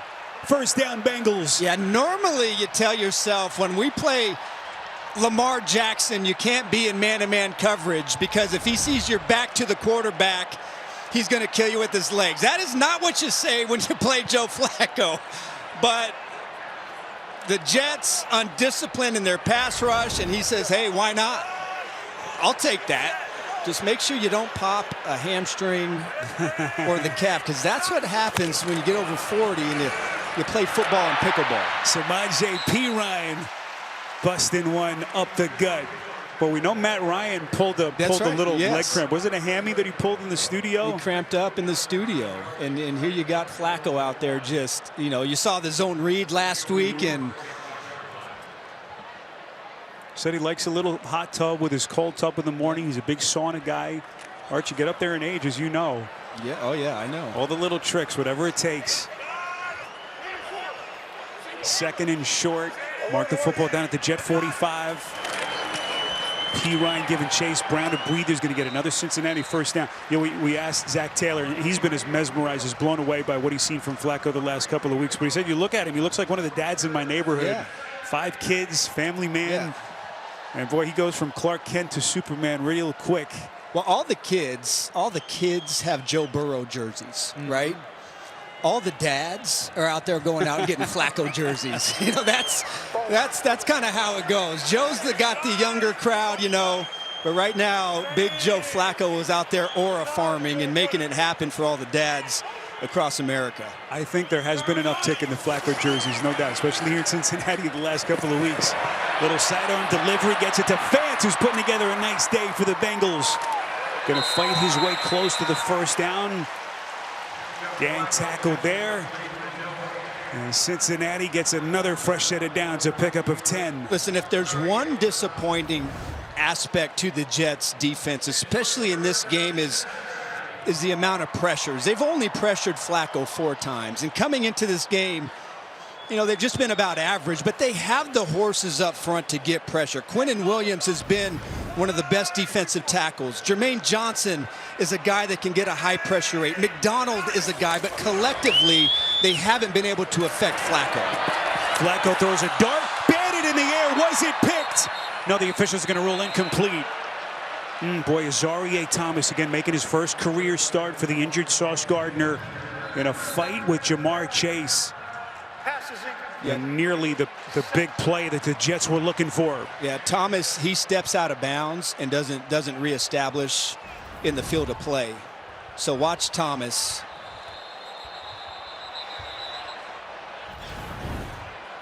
Jets, by the way, a defense that has not had a pick all season. Scott Novak still thinking about it here. Jets one of 2 teams in the league not to have an INT yet with San Francisco.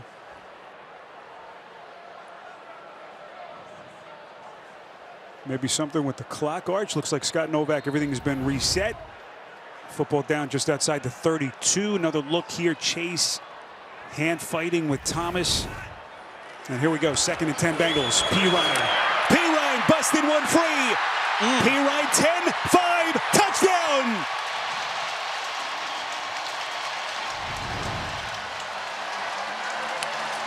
Missed tackle Malachi Moore, and Brown makes him pay for it with a 32-yard touchdown. Well, you get bad gap discipline here and here, but you got to also give the credit to the inside 3 for the Cincinnati Bengal offensive line. Just clear it out, and then Moore, who really has taken over here at safety and has done a good job tackling up to this point, misses that tackle, and Bengals another big run. Point after by McPherson. Or what a turn of events. Just as the momentum was starting to swing back in the Jets' favor, the Cincinnati Bengals push their lead back to double digits as we play late stages third quarter. So the officials saying that Thomas never reestablished himself. See him step out of bounds there, both feet. Never reestablishes inbounds. Well, that's why that was not a pick for the Jets. And boy, what a game changer that would have been. Thomas, excellent effort, Arch, just to put himself in position. Yes. And then it's P. Ryan. Well, I tell you, hats off, though. You know, I just talked about the Jets not being able to get pressure, but how about Cincinnati's offensive line? They're arguably coming off their best game against the Pittsburgh Steelers last week, and then coming out against, again, a Jets front that I believe has the ability to be very talented and be able to get to the quarterback. But today, this front for the Jets has not even been a factor. Jets 29th in the league in sacks, only 10 through the first 7 weeks of the season, and a pass rush that certainly has been non-existent so far in this game. And they have 3 players on their defensive line that have the ability to each get double digits. Isaiah Williams fields it. They're one of the bright spots so far for this Jets team, out across the 30, close to the 34-yard line. So the Jets go out, they sign Justin Fields in the offseason. Some of the second guessing, the decision to cut Aaron Rodgers with the new regime just a couple of days after Aaron Glenn took over. Look at some of what the other options were. Of course, Geno Smith has struggled. Kenny Pickett eventually to trade to Cleveland. Hindsight, Arch, always 20/20. Oh yes, it's the best. It's the best vision, Spiro. Sports Talk Radio on fire is always in New York about all the question marks with this team, but so far so good for Justin Fields individually. But can they make another push? Aaron Glenn, Arch, we visited with him. He's always, of course, so stoic. He's had his sparring sessions with the New York media. Some of the second-guessing coaches' decisions that he's made. But he knows what this is like. That the Detroit coaching staff lost their first 11 games before they got a win. Trying to do the same here with the Jets. Listen, you knew it wasn't going to be easy. This is not an easy job. And really, when you look at it, most of the issues and the problems and the talk around Aaron Glenn is really all centered around the quarterback position and how it hasn't been played effectively this season. Jets pick up the blitz. Fields. Beautiful decision, gets it to Taylor for the first down. Jets. Aditi. Spiro, we talked about this earlier. It feels as if Justin Fields has almost been hardened by Woody Johnson's comments. Now, look, it was fascinating yesterday when he tried to tell us that he's not listening to it, that the week hasn't, in fact, been a roller coaster, that he learned a long time ago to put his head down and quiet the noise. But you can see a very different confidence in him today on the field. Dare I say, it's almost like the confidence we saw early in the year last year in Pittsburgh. And Aditi Fields now approaching 200 yards passing. Play clock down to 2. 1st and 10 for the Jets. Back to the ground game. This is Hall. The shiftiness. Hall's got a first down and more. Taking on all comers as Breece Hall bounds for the edge. And as we move inside of a minute, Hall with a 35-yard run for the Jets. Almost exactly what we saw first. Look at this combination block, Mason Taylor. But then again, it's just one-on-one. This time it's a safety. You got battle against Breece Hall. Who's going to make that play? And just like the Jets have suffered with big missed tackles early in this season, the Bengals also have really struggled with missed tackles in their secondary. We hate to see this for the Bengals. DJ Turner, who's been sensational, comes off the field. Looks like it's his right hand. Josh Newton, in the meantime, has come in now for Cincinnati. There's been no one better on the defense since week 1 than DJ Turner. Here's a question for the Jets. Can they solve the red zone? I mean, that's really been the difference. Cincinnati's defense have given up some plays, but they played really good when they get in this part of the field in this game. Low snap, Fields, hands to Davis. Davis trying to put together a breakout performance here. The Jets, by the way, Arch, are approaching 200 yards on the ground, and we are still in the third quarter, barely. Well, listen, this is one of the talking points coming into this game, knowing that the passing game could struggle. This running game had to take center stage. It's done its part, but they've got to score touchdowns. End of the third quarter in Cincinnati, and here we go. We'll be back after this message and a word from your local station.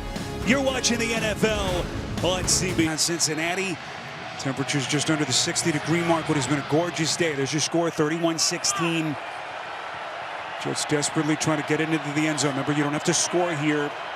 Line to gain is just outside the 3. On 2nd and 4. Officials are going to whistle this play dead. There's the flag. Prior to the ball being snapped at a false start flinch on the back, number 20. That's a 5-yard penalty.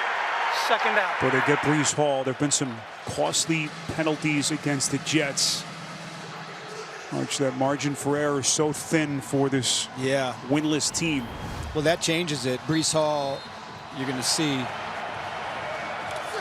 First time I've ever heard the official call it a false start flinch out loud. Well, it was very minimal. Yeah.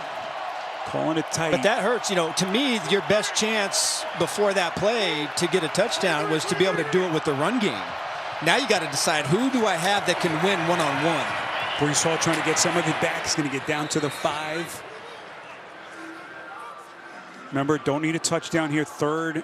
They're going to call it 2.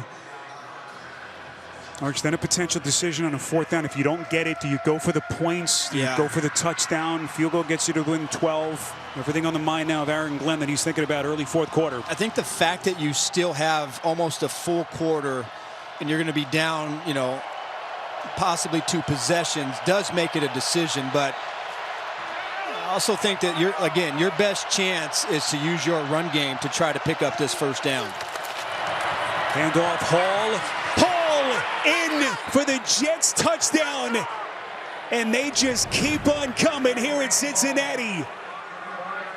The desperation of an 0-17 as Breece Hall brings them to within 9, and Aaron Glenn's going to go for 2. Well, really, this is well blocked, and then it's one-on-one. Breece Hall with Geno Stone, the safety. Stone gets lost, and then there's no chance. Boy, that was so well done. This run game taken over here on that drive. You knew at some point you're going to need a 2-point conversion. Jets going to go for it early. 9-point game, opening minute, 4th quarter. As the Jets are over the 200-yard mark on the ground. Fields steps up. Fields under duress. Pulls it back. He's going to run, and he gets it. No flags as Justin Fields and Breece Hall bring New York to within 7.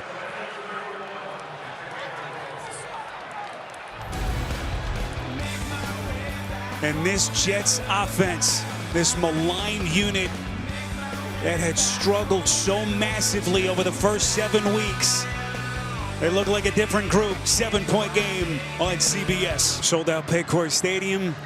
And right now the Cincinnati crowd is sitting on their hands a little bit after the Jets touchdown drive. Breece Hall bangs it in, and the 2-point try makes this a 7-point Cincinnati lead. Return here, going to get the Bengals the football out across the 25-yard line as we welcome you back to the booth. Arch, I know New York City is not the silver lining kind of town, but look, if you're the Jets, if you're Aaron Glenn, this is the kind of fight that they were hoping for as they came in here 0-7. Well, listen, you look at the last 2 games offensively, they've been a mess. I mean, they really haven't put any good product on the field, and there's been a lot of adversity and a lot of stuff going on this week. And for them, again, not having Garrett Wilson in your passing game is having a tremendous loss. And then again, without Reynolds, and being able to come in here and Fields play well and run the ball for over 200 yards and still come back and have yourself in this position. So my J.P. Ryan, boy, the drive starter that Cincinnati was hoping for as they try to shift the momentum back in their favor. A 21-yard burst finally tackled in the 2nd and 3rd level. Missed tackle was Jamie and Sherwood for the Jets. But no, it's a simple run. There's nothing fancy about that run. He just runs straight ahead, and schematically the Jets don't have anybody to account for that gap.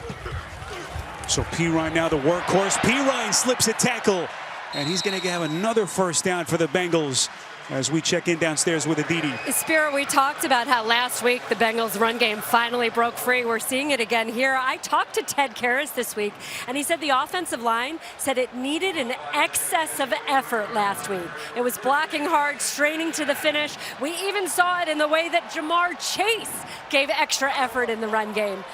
It's carrying over. It's stacking one week upon another. Yeah, Aditi, got to give their offensive line credit. Some of the moving pieces, the injuries, not only in the ground game, as Aditi points out, but keeping Joe Flacco upright. Sack numbers down the last couple of weeks. Here's some misdirection. Chase,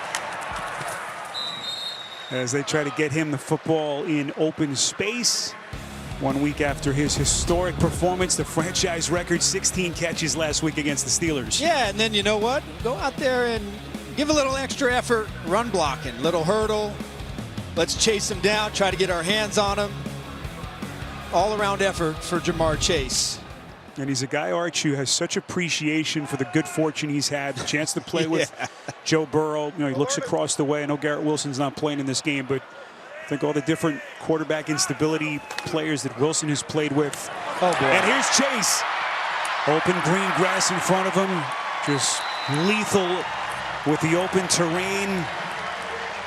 Doing damage for the Bengals, a pickup of 16 more. Yeah, his body control, and really when you look at Chase, as complete a receiver as you're going to possibly find. Somebody who could win outside, one-on-one, down the field. The way he attacks the football, they move him around, they put him in the slot. There's no route that he can't run. And I don't know if right now there's a better receiver when the ball is in his vicinity who goes and attacks the football the way he does. Bengals once again in business. Here they go. Brown. Boy, they are just carving up this Jets run defense at the moment, as it is going to be a 1st and goal, Cincinnati. Spiro, Arch laid out everything that Jamar Chase does, but when I asked Joe Flacco what makes Chase and T. Higgins different than any receiver you've played for, he said they both attack the ball. They go up and they get it. They don't just wait for it to come to them. That's a unique tandem. There's no doubt as good as any duo, without question, in the NFL. Lock them up big contract extensions after last season. Chase Brown taking on tacklers. We had a chance to visit with Jamar Chase. He said he went back to halftime of that Green Bay game. The first game with Joe Flacco, a couple of days after the trade. He said we went into the locker room, came out, that 17-play drive to start the second half, and from that moment, everything changed for this offense. Yeah, that's when really Zach Taylor started to get a comfort. They really started to feel what Joe was ready for, what he could do, and from that point forward, things really started to click. They didn't get a win in that game, but you've seen them carry the momentum of that second half into the Pittsburgh game. And then today, really, this is a complete game by the offense, throwing and running. Here's Brown. Brown! Touchdown! Boy, Cincinnati with a quick strike after the Jets banged it in for the touchdown and the 2-point conversion. Cincinnati restores order and their lead back to double digits. You know, to be honest, this offensive line, you could point out some mistakes that the Jets are making on defense, but this offensive line has been more physical, and they're just moving out this Jets defensive front to make those one-on-one opportunities for Chase and Pirine on these safeties and linebackers. Evan McPherson on for the point after. Giving the Jets a little taste of their own medicine with the ground attack. Looks like the officials may be looking to confirm. Of course, every scoring play subject to automatic review. Did he break the play? So Chase Brown has his 2nd rushing touchdown of the season, 9th of his career. And Zach Taylor's offense, headlined by Joe Flacco, does its duty one more time. 37-24. McPherson's point after is up and perfect. 2-touchdown lead for the Bengals with 10 and change left in regulation. Hard hit here by Tony Adams. Arch trying to keep Brown out of the end zone to no avail. And the Bengals back in command. Well, listen, to me, again, it's impressive what this offensive line has done. The Jets defense, Spiro, you know, there's a stat called run stuffs. That's when you make a play at or behind the line of scrimmage. Jets defense this year is #1 in the NFL. 22% of the time they've stuffed the opponent's run. They only have 2 in this game. This offensive line against a very, very good run front is really getting the job done, and you got to tip their hat. Backs are also running hard and doing their job by making the extra guy miss. 38-24. All smiles down on that Bengals sideline as the Jets are going to get the football back. But can I say something, by the way? Weren't you making fun of my vest last week? And here you are a week later with a vest. Do you want to publicly apologize to me for your comments? It was 10 degrees warmer last week, Spiro. It was a little chilly the last couple of days. It's nice today, but a little chilly here in Cincinnati. Today it is. Yes, it's appropriate. You knew it was going to be 60 on game day. I thought maybe an apology. Okay. Maybe I was impressed. Maybe I was impressed by your vest, and maybe I thought it was a nice fashion statement. Yes. McPherson putting it back in play. Fielded here by Isaiah Williams. Crosses the 30. Williams going to get Justin Fields good starting field positioning. Justin Fields back to the air. Can they generate more points? Isaiah Davis. Jets offense, Arch, has scored now on 5 of their last 6 possessions. 3 field goals and the 2 touchdowns. Yeah, coming into this game, you probably would have not predicted this type of performance, but they've been able to stick with the run game and really kind of wore down that Cincinnati defensive front. But here you go. You got 9:45 left here in the 4th quarter. There's no takeaways from either football team in this game. To me, this has got to be the drive, being down by 14 points, that you get a touchdown. You don't go on this drive and get a touchdown, then you have to start thinking your defense has to take the ball away for you to get those possessions. Officials ruled it incomplete. Isaiah Williams, errant pass from Fields as Williams had to reach behind him and low for it. And it is going to be 3rd and 6. Just never came out cleanly from Fields, one of his few misses in this game. As Fields now 16 of 27. Aaron Glenn looking on. 3rd and 6. Yeah, Johnson's been his favorite target 5 times, 3 catches for 64 yards. Isaiah Davis is next. He's caught all his targets for 35 yards, 4 of 4.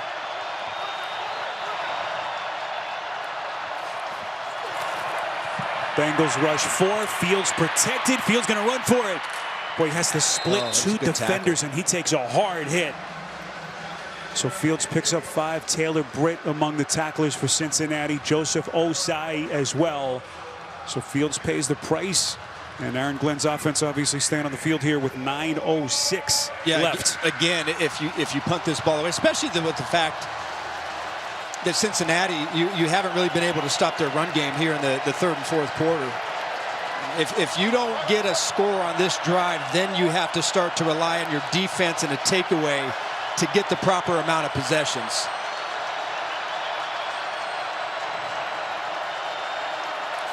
Long setback is Davis. Fields fakes to him. Fields delivers. 1st down Jets. Jeremy Ruckert slips the tackle. They finally bring him down. Looked like he'd gotten around Carter, who recovers for the tackle, but not before Ruckert burns him for 25. And a Jets 1st down. Well, really a nice play call. Watch Isaiah Davis block battle on the edge. And this has been a common theme for both quarterbacks. Look at how much time in a critical down that Justin Fields has. No panic, be calm, find your tight end to pick up the 1st down. Well, you think Isaiah Davis is playing himself into a bigger role in this Jets offense? He's been terrific for New York. Here's Brees Hall, breaking one for the Jets. Hall, no. 2nd effort, and he's in for the touchdown. He may have. Did he stay inbounds? Right about that 3-yard line, there's a question. Did the right foot, I don't want to be a Debbie Downer, but it's close. If it stands, it's a 27-yard touchdown run. Right foot in, right there, right at the 3-yard line. Boy, it's close from that vantage point, Arch. I think I see green grass. I think I see a sliver of green. Yeah, you still got that 2010. I think you're right from that vantage point. That is tight. Breece Hall got his first rushing touchdown of the season earlier. It's interesting. And he's got another one here. Interesting call right here, isn't it? Jets already within 8. They're going to go for the 2 here. Interesting indeed. Fields evades, throws towards the end zone. It's caught by Davis. They're going to rule incomplete. Arch, interesting, putting it mildly. You're down 8, 7:52 left. Instead of kicking the extra point, getting it down to 7, you go for a 2-point conversion. Well, you only do that if in your mind you're going for the win. And you're saying, hey, we're not here to tie it. We're here to win. It was a catch and short for no good. We're going to look at the play. So the officials are going to review this. Call in the field is incomplete on the attempted 2. So certainly the decision for Aaron Glenn raises some eyebrows, but clearly, Arch, he's thinking we're going for the win, not playing for any tie potentially down the road. And so hence the decision to go for 2. How about Fields, the body control, just to give Davis a chance? I don't know if it broke the plane. Let's bring in Gene's territory. Gene, a lot to unpack here. How do you see this sequence for the Jets?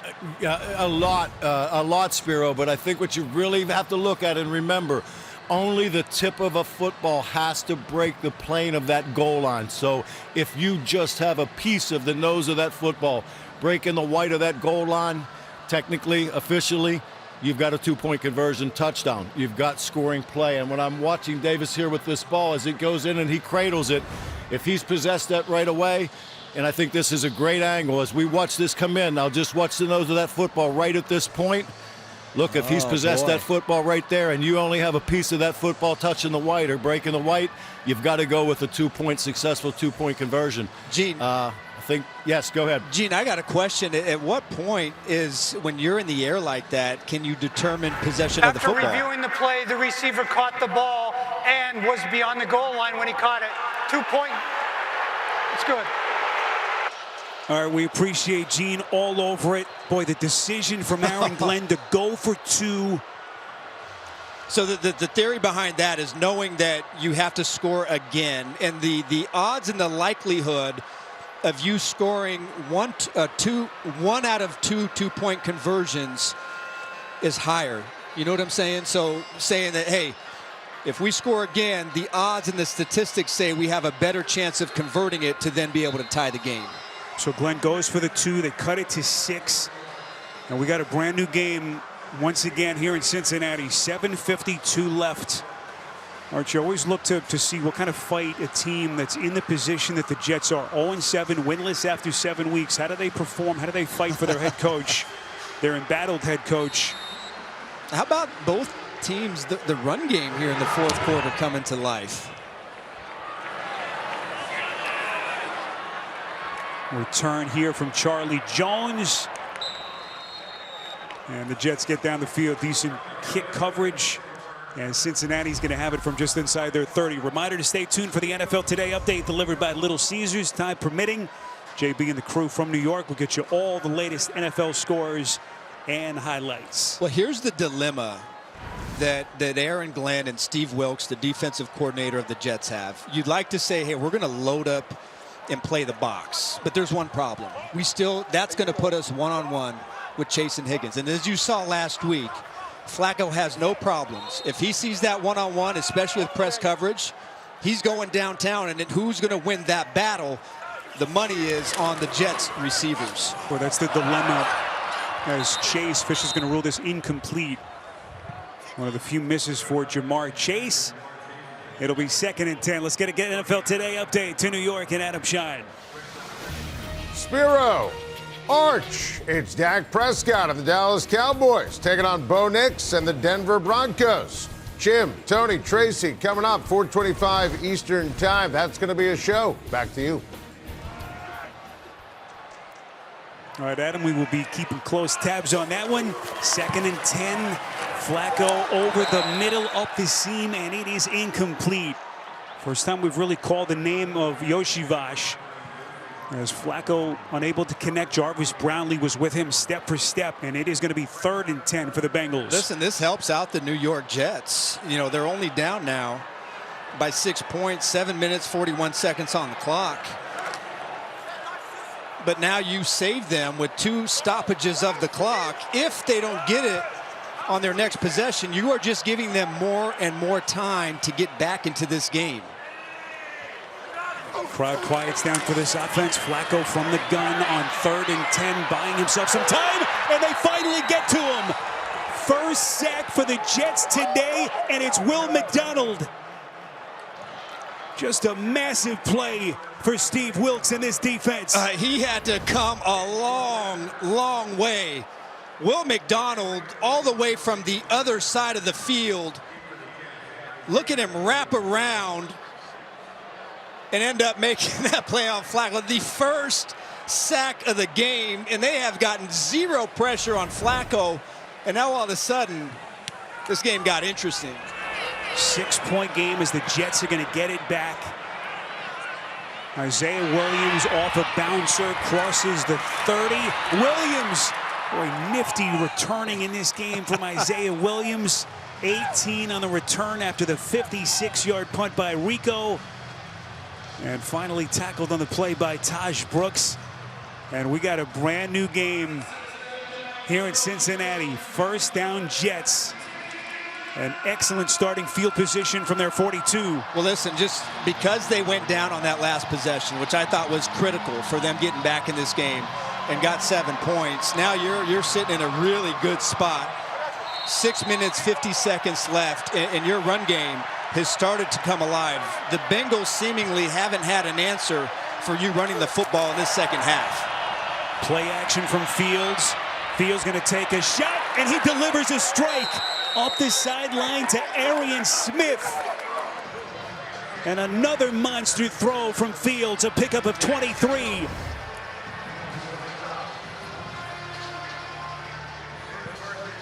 We know Arian Smith, he's got the wheels and he can fly.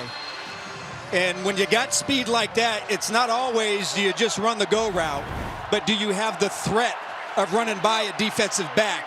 You put on the brakes and the quarterback delivers the ball. Here's Breece Hall. Hall slips a tackle. Hall very close to another Jet first down to the Cincinnati 25. Waiting for the signal from Scott Novak. And now they say 1st down Jets. For a little bit of a bobble. Yeah. Osai converging on the tackle with Knight. And somehow Hall able to maintain possession. Here's Williams. Gonna duck inside the 20. Just crazy to watch this, Arch. A Jets offense that went 2 weeks without a touchdown. They're approaching 500 yards of total offense in this game. Just a stunner. Oh, man. You ever experiment with taking crazy pills? Today's my first time. No comment. Today's my first time. And it's been wild. 2nd and 5 Jets. Justin Fields, their embattled quarterback, taking his lumps from the media this season, the fan base, all of his struggles, trying to put it all behind him and somehow get the Jets a road win here in Cincinnati in Week 8 as Hall tackled on the play by Knight to set up a 3rd and 1. Yeah, 5 minutes left. Spare, I've been praising the Bengals offensive line, but I think it's time to give the Jets offensive line their due, because it's been one-on-one tackles between these Jets backs, whether it's Davis or Breece Hall on linebackers and safeties. And they've been able to win that matchup. Both offensive lines today really getting the job done. 3rd and a long yard. Fields on the keeper. Fields leaning back. Where are they going to spot this football? Line the gain right at the 15. 1st down Jets. And Arch, they are approaching 260 rushing yards in this game. Just wild.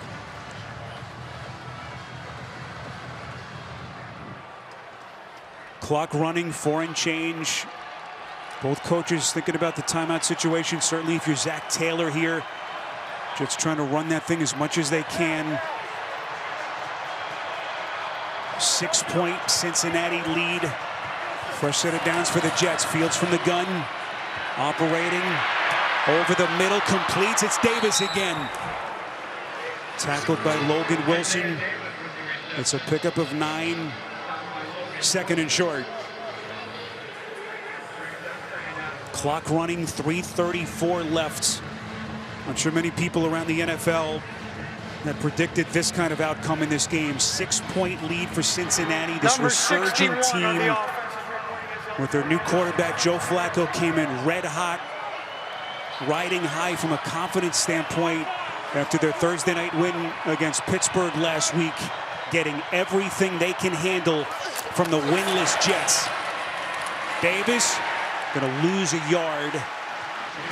Slayton among the tacklers as Cincinnati gets that push up the middle. Well, that's one of the very few times in this game that we've seen somebody from Cincinnati's defense get into that Jets backfield. In their last drive, it was really the Jets' run game that led to them getting their touchdown to get back in this.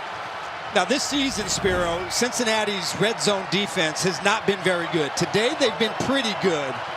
But right now, you ask yourself, if you're the Jets, knowing that you don't have to score, you could still get a first down in a new set, what are you going to do to pick up this 2 yards? 3rd and 2, sidearm delivery, it's caught. First down Jets. Mason Taylor able to squeeze it. He knew he was going to get hit by Dax Hill. A pickup of 3. First down and goal to go for the Jets. Oh, that is a big-time throw and a big-time catch. When you talk about... This was the scene just a couple of seconds ago. Joe Flacco wincing in pain down on that Cincinnati sideline. It was the right shoulder that they're looking at as they took a closer look at him, and that just adds to the intrigue here down the stretch. Hall, boy, thought about it, now tosses to the end zone, and he's got Taylor for the Jets touchdown. And this Cincinnati crowd stunned as the Jets have come all the way back, and they've got a shot to take the lead with 1:54 left. I cannot believe that Hall threw this football, and then Taylor, he just head tops. Is that Turner? He just goes over the top and takes it from him. That is unbelievable, Spiro. How about the play call from Tanner Engstrand? A running back pass in that kind of a moment for an OC and play caller that's been under the gun. All the hits he's taken with some of the offensive struggles. Unbelievable. The Jets were down 31-16 with 2.5 left in the third quarter.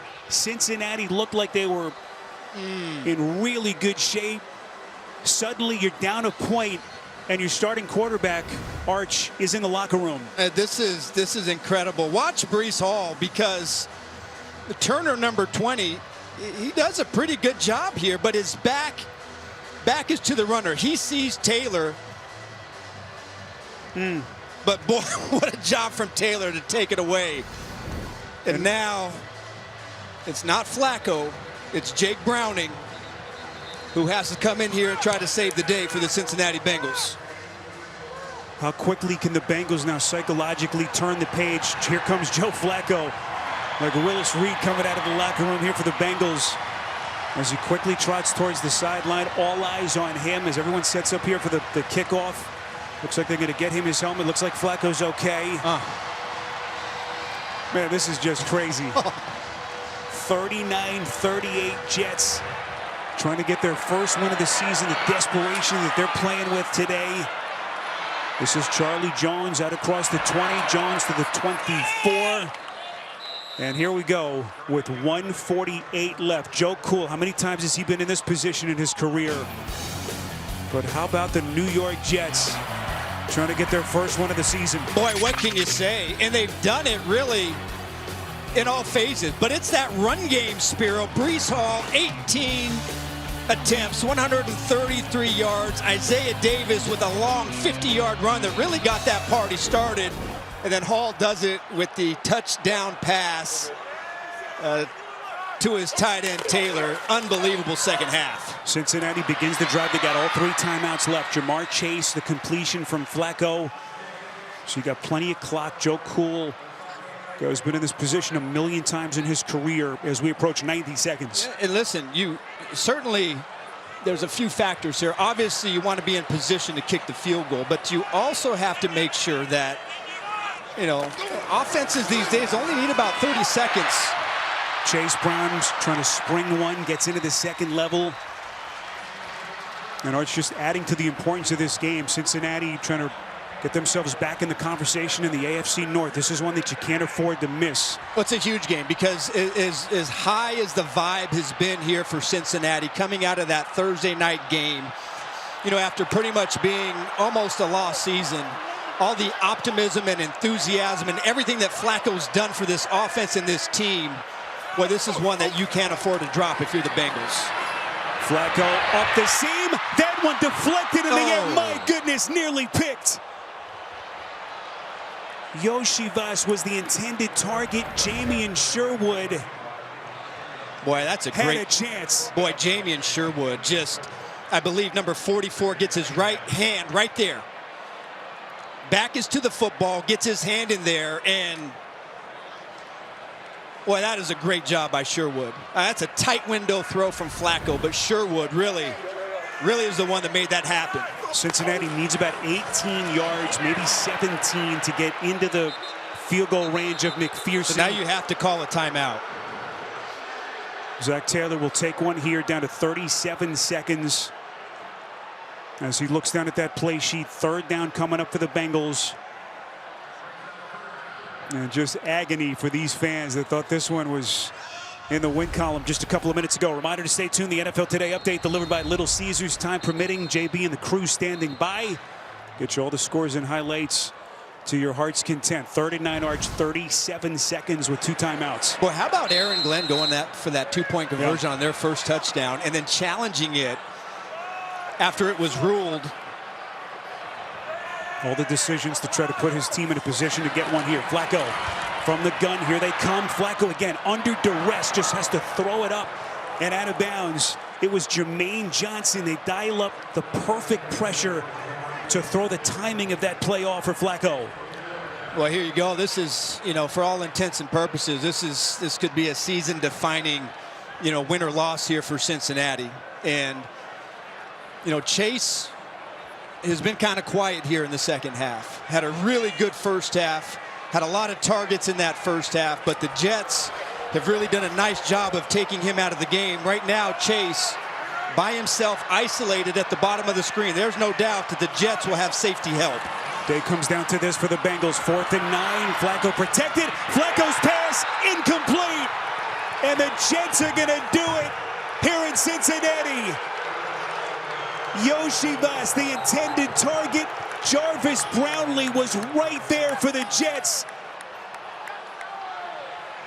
And once again, this Cincinnati crowd stunned.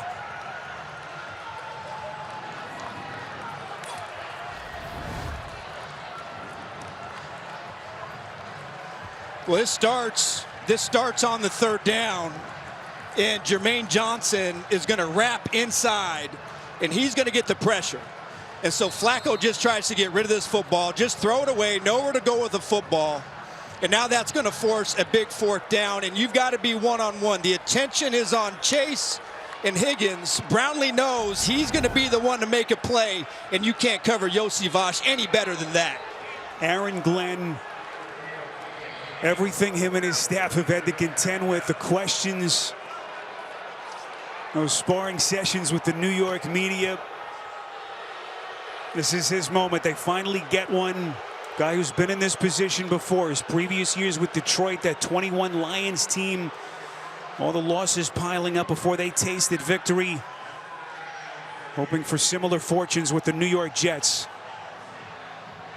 as they finally get a win in the